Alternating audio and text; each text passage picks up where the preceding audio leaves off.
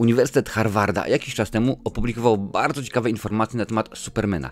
I tak się zastanawiałem, skoro tak uznana instytucja jak Harvard University zajmuje się komiksami, jak podejść do tego filmu, bo Superman Jamesa Gunna rzeczywiście jest to inny film niż inne. To znaczy, jeżeli jesteś tak stary jak ja i znasz film, oczywiście jak tutaj widzisz z Christopherem Reeve, Richarda Donnera między innymi, to będziesz podchodził do tego filmu w ten sposób. Jeżeli tylko i wyłącznie znasz twórczość Zacka Snydera, to będzie jeszcze inaczej, ale jeżeli jesteś fanem twórczości Jamesa Gunna, proszę bardzo, oczywiście Strażnicy Galaktyki, no to jeszcze inaczej podejdziesz do tego filmu, bo co mi się w tym filmie bardzo podoba, może zacznę właśnie na początek plusów, ale pamiętaj, żeby te plusy nie przesłoniły nam minusów. Co jest bardzo dobre, to nie zaczynamy od początku. Wiesz, nie mamy genezy po raz wtóry, tak, Krypton się sypie i tak dalej, rodzice wysyłają Clarka Kenta na ziemię i tak dalej, i tak dalej.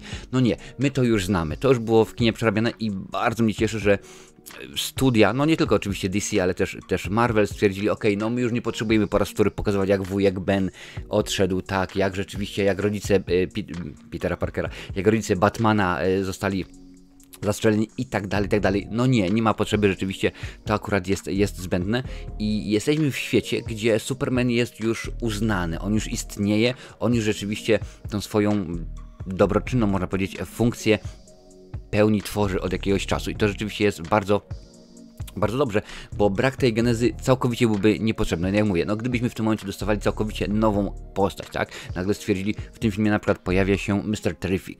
Gdy nagle byśmy dostali film pod tytułem Mr. Terrific, niewiele osób pewnie poza fanami, zagorzałymi fanami komiksów, fanami DC wie dokładnie, jaka jest etymologia, jaka jest geneza postaci, więc tutaj byłoby to jak najbardziej zasadne. A przy okazji Clarka Kenta jak najbardziej ta potrzeba jest rzeczywiście zerowa, tak? Nie ma tutaj rzeczywiście co robić, tym się zajmować i to rzeczywiście mi bardzo się spodobało, bo stwierdziłem, ok, no ja tę postać znam od dawien dawna, a dodatkowo jeszcze w tym momencie jestem świeżo po lekturze All Star Superman Granta Morrisona i Franka Quiteleya, więc rzeczywiście dodatkowo miałem okazję sobie odświeżyć przygody Człowieka ze Stali, że tak powiem, niech tak to rzeczywiście będzie ujęte i no tutaj oprócz tego oczywiście, że dostajemy przygody Supermana, wiadomo, że pojawi się Lex Luthor, pojawi się oczywiście kilka innych postaci, o tym będzie za chwilę, to James Gunn stwierdził, ok, nie tylko będzie to film komiksowy, bo on jest bardzo komiksowy,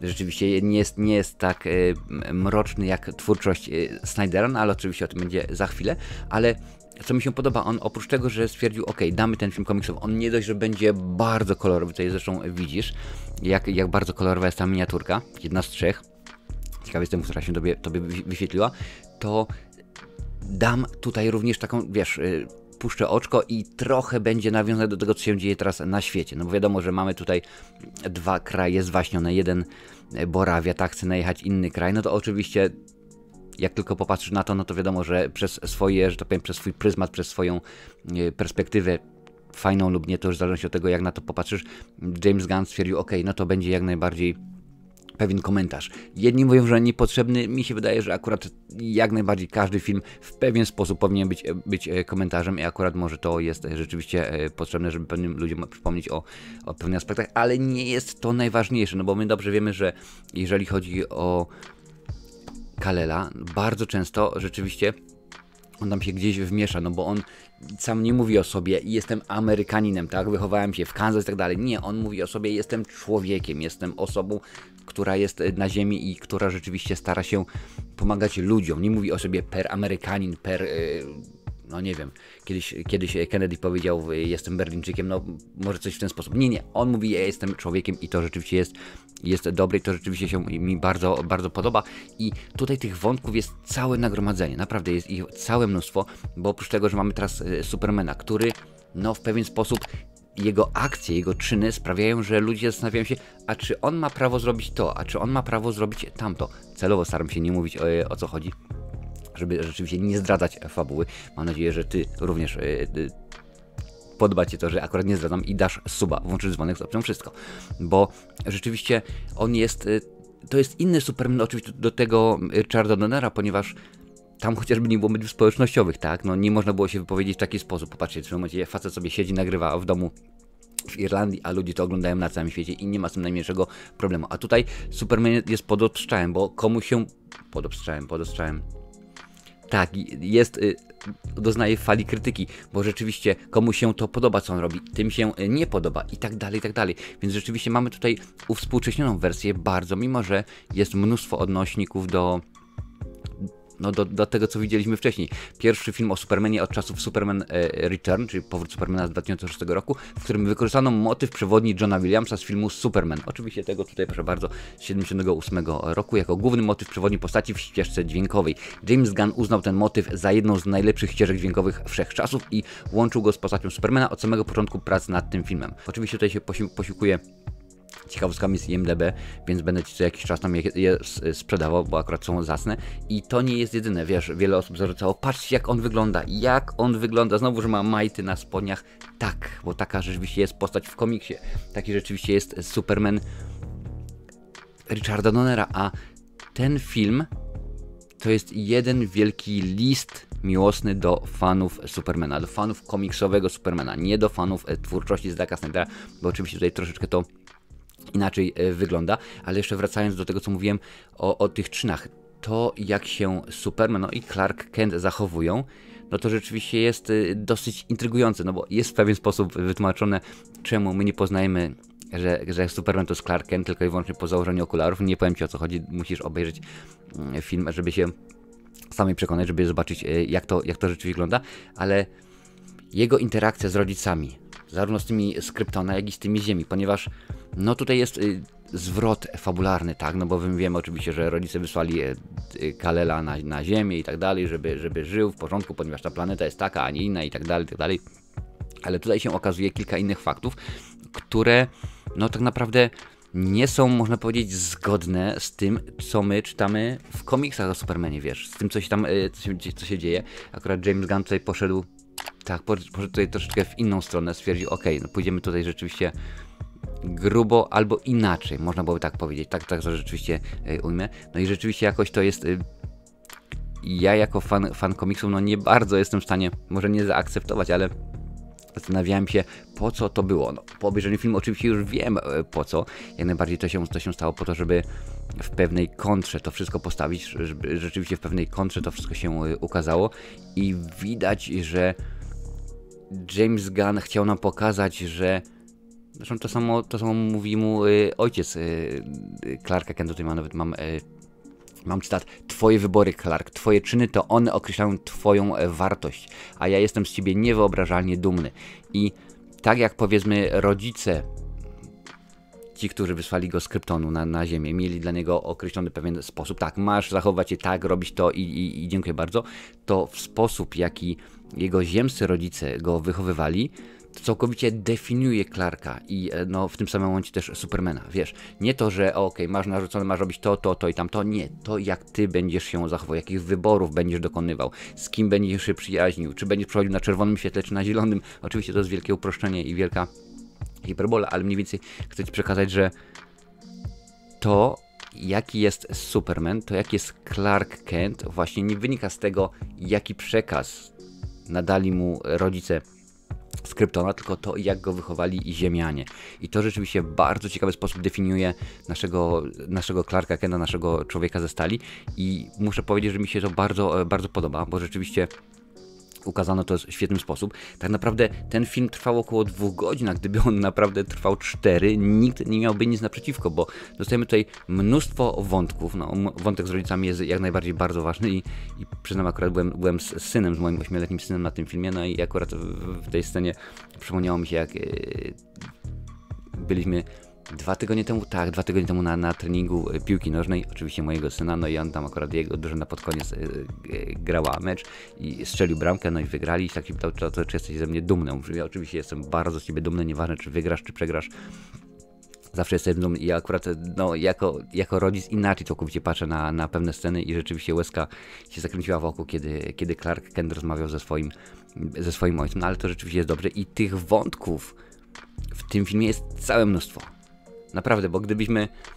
Ja widzę, że w przyszłości gdzieś tam powiedzmy na przykład będzie jakiś, umówmy się, serial limitowany tylko i wyłącznie z Daily Planet, bo tam nagromadzenie tych ciekawych postaci jest świetne. Jest Jimmy Olsen, który okazuje się, że jest kobieciarzem, wiesz, on ma taką aparycję jak ja, mniej więcej, wygląda no niekoniecznie na Amanda, to Clark Gable nie jest, a tutaj się okazuje nagle, że proszę bardzo, może i jest cudowny. Jest Perry White oczywiście, redaktor naczelny, mnóstwo innych osób pobocznych i to rzeczywiście sprawia, że ta redakcja jest taka żywa, taka pełna świetnej atmosfery, że tutaj rzeczywiście nadaje się na tych samych falach mnóstwo osób i domyślam się i chciałbym rzeczywiście to zobaczyć, że za czas jakiś dostaniemy taki powiedzmy 6-odcinkowy serial limitowany, gdzie tam będzie to przedstawione, czy to powiedzmy w momencie, kiedy Clark Kent dołącza do tej redakcji, czy rzeczywiście później, czy no można to naprawdę pociągnąć w bardzo ciekawy sposób i jestem ciekaw rzeczywiście jak to będzie. No oczywiście wiadomo, że wątek Supermana i Lois Lane, tak? Bo rzeczywiście akurat Lois tutaj jest również postacią bardzo ważną. Akurat tutaj nie Zack Snyder, ale tutaj James Gunn postawił na inną wersję Lois Lane, bo wiadomo, że ona w tym momencie jeszcze nie ma nagrody Pulitzera i tak dalej, więc stwierdził akurat będzie inna wersja Lois. Nawet jest ukłon w stronę komiksu między innymi, że w pewnym momencie ona, bo w komiksie jest palaczką, a przynajmniej w niektórych, że tutaj akurat tam będzie pewne oczko, puścimy, że może, ale no niekoniecznie, bo wiadomo, że palenie papierów teraz nie jest poprawne politycznie. Więc stwierdzono, że może niespecjalnie, ale rzeczywiście widać, że ta chemia między naszymi bohaterami, aż nawet tutaj mam pełną listę, pełną obsadę, bo stwierdziłem, że trzeba oczywiście sobie to sprawdzić, bo mnóstwo tutaj jest smaczków, czyli David Cornswet, a także Richard Brosnan. Rzeczywiście ta chemia między nimi jest widoczna, wiesz, i ja mam nadzieję, że to nie skończy się na jednym filmie, no bo rzeczywiście ta produkcja budżetowo była dosyć droga, można powiedzieć, $225 milionów kosztował film, tylko i wyłącznie sama produkcja, już nie mówię o marketingu, więc umówmy się, że cały film, włącznie z marketingiem, reklamą, z wszystkim, kosztował pewnie około $350-400 milionów. Więc rzeczywiście zobaczymy jak to jest. No w tym momencie po pierwszych 4 dniach wyświetlenia już zarobił 220, więc raczej powinien się zwrócić. I to jak najbardziej w dosyć ciekawy sposób, ale ta cała relacja, wiesz, bo tutaj mamy nie tylko oczywiście Lois Lane i Supermana, ale ich relacja, Clark Kent, wiesz, w pewnym momencie Lois przeprowadza wywiad z Supermanem, nie z Clarkiem Kentem, tylko z Supermanem, on się oddziela w pewien sposób między tymi postaciami i ta Lois mówi, nie, rzeczywiście to nie wychodzi, ja nie jestem dobra w związki i tak dalej. I to pokazuje, że to nie jest tylko na zasadzie, okej, go get them tiger, tak, jak to mówiła Mary Jane w Spider-Manie. Tutaj rzeczywiście widać, że no, mimo że on jest kosmitą, ale tutaj cały czas są ziemskie dylematy, wiesz, czy ja mam prawo wmieszać się w to, co inny, powiedzmy, dyktator chce zrobić, czy rzeczywiście on chce najechać inny kraj, czy ja mogę, czy mam moralne prawo, czy tylko i wyłącznie dlatego, że mam taką moc, ponieważ jestem kosmitą, mogę rzeczywiście to zrobić. Bardzo dużo tych tematów jest i wiem, że ta recenzja jest troszeczkę może za głęboka, ale akurat jest tyle wątków przy okazji tej produkcji, że stwierdziłem, że jak najbardziej będzie się tutaj działo, bo oprócz tego, że mamy oczywiście świetnie zbudowaną relację między Lois, między Clarkiem Kentem, no to mnóstwo mamy postaci. W ogóle są dwie według mnie w tym filmie, jeden antagonista, a drugi protagonista, które skradły cały film. Naprawdę skradły, no to czytałem różnego rodzaju komentarze, opinie, Krypto, tak, Krypto najlepszy i w ogóle, no rzeczywiście pojawia się pies Krypto, nie jest to pies Supermana, on ma go tylko na przechowanie, a komu przechowuje, to wszystko się później rzeczywiście wyjaśnia i ten Krypto rzeczywiście wiesz, on jest bardzo, bardzo porąbany, można byłoby powiedzieć, ale postaci jest bardzo dużo, no bo oczywiście głównym antagonistą jest Lex Luthor w tym filmie, Nicholas Hoult i to jest dla mnie petarda. To jest dla mnie naprawdę rakieta. To jak on zagrał, oj, w porównaniu z tym, gdzieś tutaj na półce widzisz, jest wersja właśnie inna Lexa Luthora, naprawdę on jest cudowny, jest tak zły, jest tak rzeczywiście, on tak nienawidzi Supermana, że wszystko zrobi, naprawdę wszystko. No wiadomo, że ma możliwość, ma moce, ale jest on tak bardzo dobrze zagrany, powiem Ci w ten sposób, że mój syn, kiedy w pewnym momencie pojawia się, no jest takie ujęcie, gdzie no niemalże tylko twarz Lexa Luthora pojawia się na ekranie, no to się przeraził i rzeczywiście wtulił się we mnie i jak najbardziej, zgadzam się, Nicholas Hoult, widziałem w ogóle komentarz, facet od najbardziej owłosionego bohatera w komiksie, no bo wiadomo, że zagrał Hanka Bestię w X-Menach, do najbardziej bezwłosego, można powiedzieć, ale jest on przerażający, jest on świetny, bo nie dość, że ma wiedzę, no o czym oczywiście wiedzieliśmy od dawna, bo chociażby też w tym komiksie, czyli All Star Superman również się pojawia, ma możliwości, to rzeczywiście jest świetnym manipulatorem i pokazuje, że on nienawidzi Supermana, on może zrobić jedno, drugie, trzecie i będzie go chciał dorwać w ten lub inny sposób, bo rzeczywiście on tutaj wykorzystuje świetnie politykę, wykorzystuje świetnie swoich sprzymierzeńców, bo pojawia się Ultraman, trzeba oczywiście o tym wspomnieć, pojawia się inżynier, tak akurat ta postać została nazwana, w tej roli Maria Gabriela de Faria. Nie będę zdradził, kto występuje w roli Ultramana, bo to akurat byłoby zbyt dużo i pewnie byś już dokładnie wiedział, co się dzieje, ale co mnie zaskoczyło, bo zaraz przejdę do tego, kto się jeszcze pojawia, mnóstwo, jak już mówiłem wcześniej, mnóstwo jest smaczków w tym filmie. Na przykład w swojej fortecy samotności Superman ma roboty, tak, które mu pomagają. Kiedy on, powiedzmy, po jednej z walk jest na przykład po pierwsze 2-3 minuty filmu, pierwszej walce z Hammer of Baravia, czyli z młotem z Borawii, zostaje dosyć konkretnie pobity, no to te roboty go biorą, no i rzeczywiście pewnie tam opatrują go, wystawiają go na działanie promieni słonecznych, żeby się uleczył. W rolę Garego, jak się okazuje, robota Garego wciela się Alan Tudyk, facet, którego możesz kojarzyć z mnóstwa świetnych filmów, od Gwiezdnych Wojen przez Ja, Robot i tak dalej, i tak dalej. Naprawdę większość osób w ogóle kojarzy go bardziej z głosów niż tylko i wyłącznie z twarzy, ale James Gunn nie byłby sobą, gdyby nie puścił do nas oczka i nie zatrudnił osób, z którymi już współpracował bardzo wiele razy. No bo oprócz oczywiście tego, że pojawia się jego brat Sean Gunn jako Max Lord, bardzo ciekawa postać, ale domyślam się, że więcej o niej się dowiemy za czas jakichś w kolejnych produkcjach, to powiem, że w ten sposób, że w rolę Jor-Ela, czyli w ojca Supermana wciela się Bradley Cooper, no znany chyba najbardziej z Cat Vegas, ale też przecież oczywiście wcielał się w rolę, gdzie on tutaj jest, nie ma go dzisiaj, głosowo w rolę Rocketa, więc jak najbardziej jest bardzo znany. Co jest ważne, Michael Rooker, który oczywiście tutaj też w Strażnikach Galaktyki się pojawia, on gra robota numer 1. Więc rzeczywiście jest bardzo ważne. A na dodatek Pom Klementieff, którą no, zapewne kojarzysz. Oczywiście, że tak. Ze Strażników Galaktyki, aż nawet sprawdzę dokładnie, jak się nazywały ich filmowe nazwiska. Oczywiście Michael Rooker to Yondu, no bo rzeczywiście o Yondu tutaj była mowa, więc on, który gra robota, wciela się w Strażnikach Galaktyki w Yondu, a Pom Klementieff, gdzie ona tutaj mi uciekła, proszę bardzo, nie mogę jej w tym momencie znaleźć, już patrzymy, gdzie ona tutaj się pojawia, wcieliła się w rolę Mantis, więc jak najbardziej tutaj widzisz, że oprócz tego, że mamy nowe postacie, no to stwierdził, okej, to ja puszczę oczko i rzeczywiście takie osoby się tutaj pojawią. Przecież pojawia się na przykład tak samo Will Reeve, czyli syn Christophera Reeve'a, który w tym filmie jest. No oczywiście jest to po raz wtóry puszczenie oczka, ukłon w stronę nas wszystkich, ponieważ gra tutaj reportera, a w życiu prywatnym też jest reporterem, bodajże dla CBS pracuje, taka jakaś poważna stacja, więc to nie jest nagle, że wzięli człowieka całkowicie z kosmosu, ale też mamy zaczątki, można by powiedzieć, Ligi Sprawiedliwości, wiesz, bo no tak, ja wiem oczywiście, że ludzie kojarzą, tak, mamy Avengersów, mamy Ligę Sprawiedliwości i tak dalej, ale to akurat są początki, można powiedzieć, no nie nazywają się Justice League, czyli Liga Sprawiedliwości, tylko Justice Gang, czyli Gang Sprawiedliwości oczywiście. Przewodzi im, no nie wiem, czy to dobre słowo, ale może powiedzieć zielona latarnia, ale co jest ważne dla nas, nie jest to ta zielona latarnia, którą my kojarzymy oczywiście z filmu Ryana Reynoldsa, nie jest to Hal Jordan, ale jest to Guy Gardner, tak się rzeczywiście nazywa. No nie jest on najbardziej wysublimowaną postacią, naprawdę uwierz mi, to jest kawał,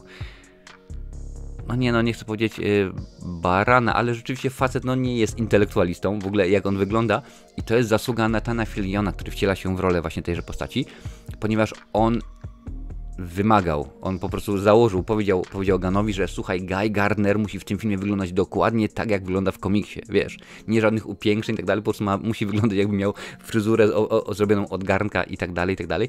I w ogóle to, że film się tutaj pojawia, jest to już 7. film wyreżyserowany przez Gunna, w którym się on pojawia. W ten sposób kontynuuje tradycję pojawiania się jako aktor w każdym filmie Gunna, ze względu na długoletnią przyjaźń tychże panów, więc rzeczywiście to jest tak. I też nie po raz pierwszy Nathan Fillion wciela się w rolę Zielonej Latarni, bo wcześniej użyczył głosu Zielonej Latarni w filmach Green Lantern, Emerald Knights z 2011 roku, Justice League Doom z 12, Justice League Flashpoint Paradox z 13 i kilka innych rzeczywiście innych produkcji, więc tutaj to jak najbardziej jest porządne i on tutaj się świetnie sprawdza, bo naprawdę jest jedna scena, kiedy on tam rzeczywiście walczy i no postanawia użyć swojej mocy, no to gdzieś tam powiedzmy normalnie byś pomyślał, że będzie jakaś piącha, jakiś coś, a on tutaj stwierdza, że okej, no to powiedzmy z tych 5 palców 4 znikają, 1 zostaje i to rzeczywiście widać jaki on ma podejście do tematu, on totalnie ma wywalone na wszystko, on rzeczywiście nie jest intelektualistą, on to jest po to, żeby siać zniszczenie. Jest Hawkgirl, która jest, wydaje mi się, bardzo niewykorzystana, no bo mówię, gdyby ten film miał może 4 godziny, może wtedy byłaby szansa na to, ażeby Hawkgirl miała więcej do pokazania, więcej do pogadania, a tak naprawdę tylko i wyłącznie mamy ją w jednej scenie, kiedy coś mówi, no i potem dodatkowo dowiadujemy się, co się dzieje z pewnym dżentelmenem z Borawi, z którym ona się pojedynkuje, więc jest rzeczywiście bardzo, bardzo grubo. Pewnie, że tak, oczywiście, że tak.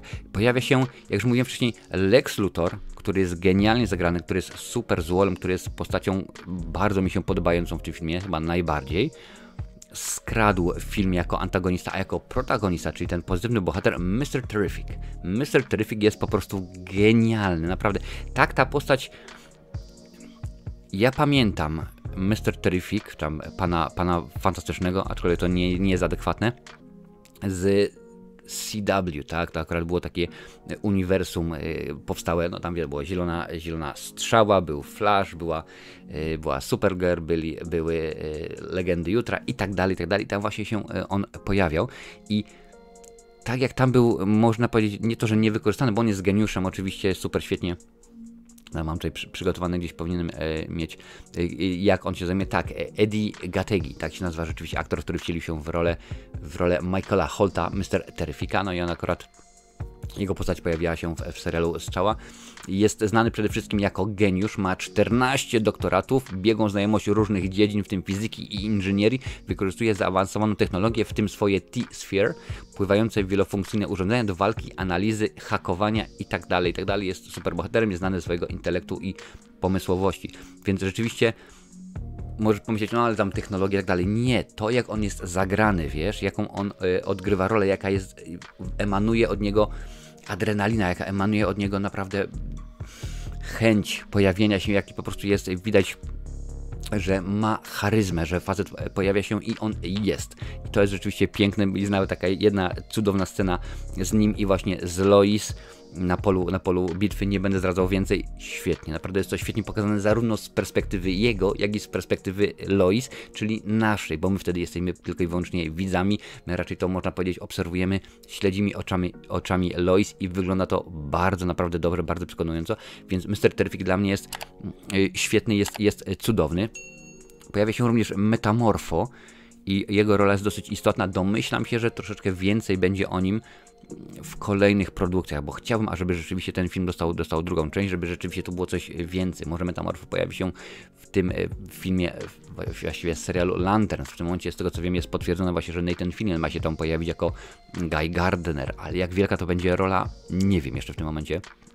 Zobaczymy, czas pokaże, ale ten film, i to zresztą Uniwersytet Harvarda z tego między innymi skorzystał, bo zrobili badania, sprawdzili, którzy superbohaterowie w całej oczywiście historii komiksów są najbardziej popularni.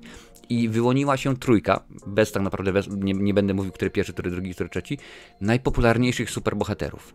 I okazało się, że w tej trójce mamy Spidermana, Batmana oraz Supermana. Więc widać, że James Gunn był świadomy tego, no trudno darmo, żeby nie był, ale stwierdził, no to ja to rzeczywiście skorzystam i ponieważ on jest, no to nie jest tak, że Superman stał się sławny, bo nagle ktoś zrobił film o nim, czy serial. Nie, stał się sławny na początku, ponieważ był komiks. Był 1, 2, 3, 14, 15 komiks, czy to All Star Superman, czy to już wiele lat później The 12 Labors of Superman, czyli 12 prac Supermana i postanowił, że ten film będzie bardzo komiksowy, wiesz, i on nie tylko to jak wygląda, no widzisz, tutaj jest z tyłu kadr jak Superman leci, akurat ten konkretny kadr w filmie podobny, znajduje się, więc rzeczywiście jest dużo ukłonów, jak już mówiłem wcześniej, do oryginalnego Supermana. Pojawia się syn Christophera Reeve'a, pojawia się motyw przewodni. Superman dostał na powrót gacie na spodnie, więc rzeczywiście mnóstwo tych rzeczy, nawet kadrowanie, nawet kilka scen, a właściwie większość scen, które się pojawiają, kolorystycznie wyglądają one tak pięknie, jakby żywcem to były wyjęte klatki z filmu. Wiesz, jest taka jedna scena na moście, kiedy jeden z budynek się zawala i jedna pani utknęła w aucie, no i w tym momencie Superman ją w pewien sposób ratuje ją, odpycha to auto i właśnie ten budynek spada i on z niego wychodzi. Takie oczywiście na tle, no to było pięknie, to wyglądało idealnie jak scena wycięta z komiksu, wiesz, jak jakaś klatka, tu dołożyć chmurkę i to wszystko rzeczywiście byłoby tak zrobione i to wydaje mi się byłoby jak najbardziej adekwatne, ale ten film widać, że powstał z miłości do komiksów, nie z miłości do filmów, nie z miłości do twórczości Zacka Snydera czy do innych filmów, tylko jak najbardziej z miłości do komiksu, bo stwierdził Gunn, to ja właśnie dam takiego nie Supermana, którego wy chcecie, tylko Supermana, którego wy potrzebujecie, wiesz, on wrócił do korzeni.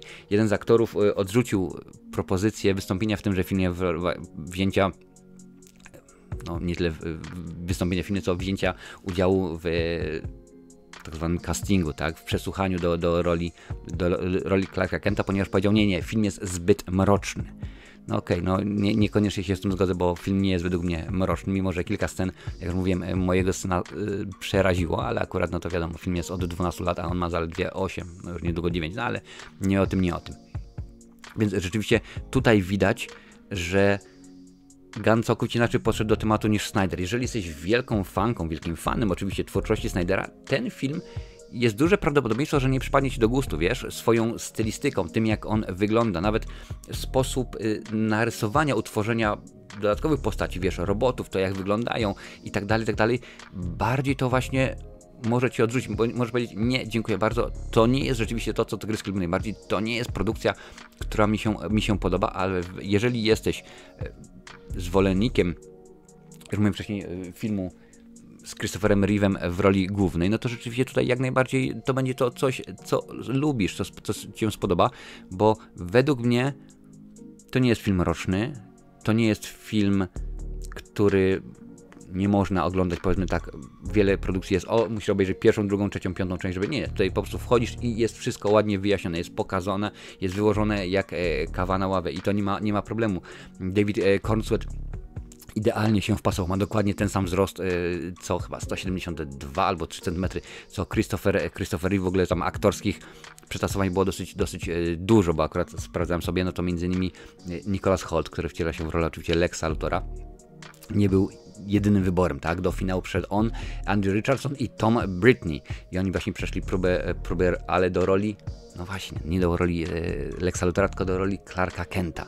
Ale potem się okazało, oczywiście Clarka Kenta Supermana, ale później się okazało oczywiście, że jednak David Cornsweet dostał tę rolę, ale Holt tak się spodobał, że stwierdzono, jesteś świetny, jesteś dobry, więc weźmiemy cię i wrzucimy cię do roli Lexa Luthora. To nie były oczywiście jedyne przetasowania, bo to wiadomo jak to jest. Potem, kiedy już stwierdzono, będziesz miał rolę, albo będziesz się ubiegał o rolę Lexa Luthora, no to zderzono go z Aleksanderem i Billem Skarsgårdami. No rzeczywiście akurat tak to jest. Propozycję również tejże roli dostał Bradley Cooper, ale on stwierdził, że nie, dziękuję bardzo, on nie chce grać Lexa Luthora, więc James Gunn dał mu rolę Jor-Ela, czyli ojca Supermana. No i w porządku, rzeczywiście to akurat nie przeszkadza w żaden sposób nikomu. Ale wracając jeszcze właśnie do tej komiksowości, też co mi się bardzo podoba, to fakt, że nie dostajemy tych samych postaci. No ja oczywiście wiem, że jest Lex Luthor po raz wtóry, tak, już mieliśmy Gina Hackmana, mieliśmy już Kevina Spacey'a.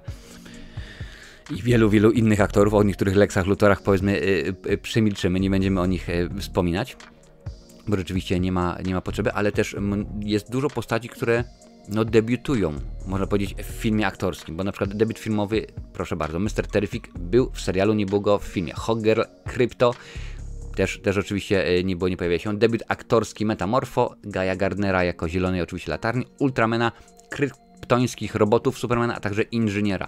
Tych rzeczywiście do tej pory w filmie aktorskim nie mieliśmy i to po raz wtóry tylko i wyłącznie pokazuje, że James Gunn poszedł całkowicie w innym kierunku niż Zack Snyder. Ja wiem, oczywiście są osoby, które stwierdzają, tak, przywróćcie Snyderverse, my chcemy rzeczywiście, okej.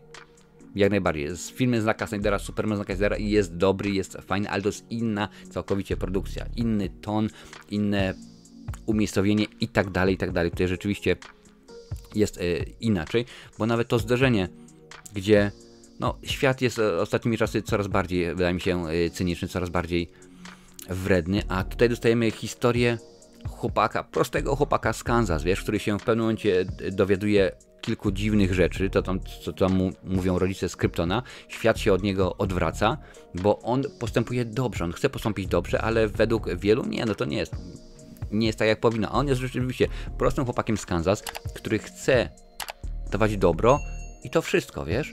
I to jest, po obejrzeniu tego filmu, komiksowe filmy oglądam od początku. Jeszcze wcześniej, nim on oczywiście powstało MCU przy okazji Ironmana pierwszego. Jestem tak stary, że pamiętam Punishera z Dolphem Lundgrenem, pamiętam Wojownicze Żółwie Ninja, które powstawały ze współpracy z Jimem Hensonem i nawet jeszcze wcześniej pamiętam Kaczora Howarda, więc rzeczywiście od dawna to oglądałem, ale dopiero po tym filmie tak naprawdę uzmysłowiłem sobie, że ta produkcja jest na tyle ciekawa, interesująca, koherentna, że DC, jakkolwiek się nazywa teraz to uniwersum Jamesa Gunna, ma szansę powalczyć z MCU, ma szansę powalczyć z Marvelem jakością, wiesz? Że to rzeczywiście nie będzie, o proszę bardzo, tutaj dostaliśmy Avengerów, dostaliśmy to, a tutaj dostaliśmy, nie wiem, co tam się, Shazama na przykład, nie no, Shazam akurat pierwszy był dobry, ale dostaliśmy film z Johnsonem, tak, Black Adam, no i jest męczy buła, albo dostaliśmy później Aquamana 2 i tak dalej, wiesz? No niekoniecznie, a tutaj akurat ta produkcja jak najbardziej ma szansę powalczyć i pokazać się, o proszę bardzo, nie tylko animacjami, bo według mnie, jeżeli chodzi o animację, to DC dawno zostawiło Marvela we wstecznym lusterku, nawet już ich nie widać, po prostu taka malutka się kropeczka robi i tylko potrzebny był wypadek Roberta Kubicy, żeby rzeczywiście Marvel ich dogonił, ale wydaje mi się, że jak najbardziej jest to dobra produkcja. Jest to rzeczywiście film, oczywiście on nie jest bez błędów, no bo jest kilka sytuacji, kiedy zastanawiamy się, ale o co chodzi, ale dlaczego, ale po co? Bo mógłby się na przykład w tej sytuacji Superman zachować inaczej, albo w ogóle całkowicie fabuła mogłaby podążyć w innym kierunku, ale tak sobie postanowiłem zadać kilka pytań. Czy Superman jest super?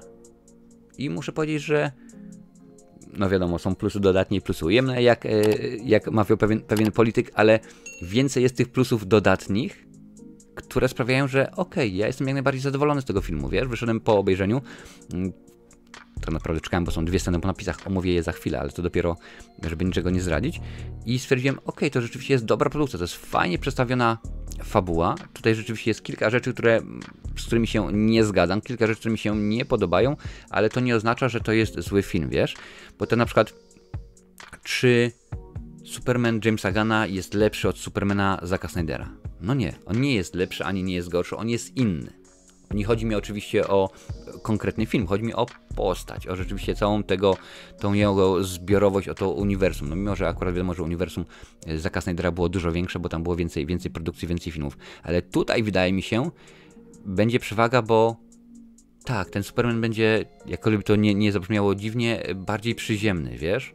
Nie będzie tak powiedzmy odstrzelony. No nie mamy innych tutaj. Zobaczmy jaka będzie współpraca, kiedy się pojawi nowa Wonder Woman, nowy Batman, którego tutaj nie ma wspomnianego, czy pojawi się na przykład zielona strzała, czy pojawi się inna zielona latarnia, czy tylko i wyłącznie zostaniemy z tym Guyem Gardnerem. Tutaj rzeczywiście jest możliwości dużo. Może akurat James Gunn czeka, jak będą te postacie wprowadzone w kolejnych filmach, tak? Bo na przykład wiemy, że już w tym momencie w przygotowaniu jest postać, właściwie film o kuzynce Supermana, o Karze, i wiemy, że on będzie dużo mroczniejszy niż tenże Superman, ponieważ Kara ma akurat inne doświadczenie, ponieważ o ile na przykład Superman został wysłany na Ziemię, kiedy Krypton się rozwalał, kiedy Krypton pękał, no to Kara już była dorosła i na to wszystko widziała tę całą tragedię i tak dalej, i tak dalej. Zresztą to, co się dzieje w tym filmie też jest w pewien sposób wyznacznikiem, jakiego rodzaju produkcji możemy się oczekiwać. Będą Lanterns, no wiadomo, że w tym momencie tam pojawią się w postaci kto będzie jak, czy tam będzie tylko i wyłącznie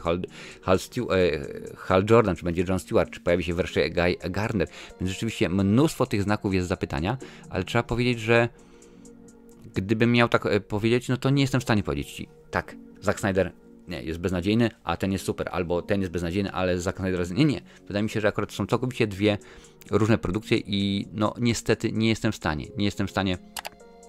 w stanie rzeczywiście odróżnić. W ogóle mam taki jeden fajny komentarz, wynalazłem w internecie. Bardzo dobra, wciągająca produkcja. Szkoda, że fanatycy Snydera nie potrafią docenić filmu. Jedyne co robią, to hejtują go bez podstaw. Więc ciekaw jestem, czy jesteś w grupie Snyder, czy jesteś w grupie Gunn, czy rzeczywiście jak to wygląda, a może jednak nie, całkowicie inaczej. Nie, ani grupa Snyder, ani grupa Gunn, po prostu grupa Team Superman i rzeczywiście jest dobrze. Napisz mi, jak to jest u ciebie, bo wydaje mi się, że tak, wygląda to dobrze, wiesz, do uniwersum DC wygląda dosyć dobrze, dosyć ciekawie. Żałuję bardzo, że Zack Snyder nie ma możliwości dokończenia swojego uniwersum, może byłoby rzeczywiście inne, może byłoby rzeczywiście ciekawe, interesujące. Zobaczymy jak to, właściwie nie zobaczymy, no bo już niestety się stało, ale tak to rzeczywiście wygląda. Mamy również dwie sceny po napisach, o których chciałem powiedzieć, no zdradzę, uwaga, omawiając sceny po napisach zdradzę tak naprawdę zakończenie filmu, więc jeżeli nie chcesz wiedzieć, no to w tym momencie się wyłącz, ale pierwsza scena po napisach to tak naprawdę nie jest nic wielkiego. To jest akurat rzecz, którą możesz zobaczyć, bo akurat to jest jedna z moich 3 miniatur, kiedy Superman wraz z Krypto siedzą sobie na Księżycu i patrzą sobie na Ziemię.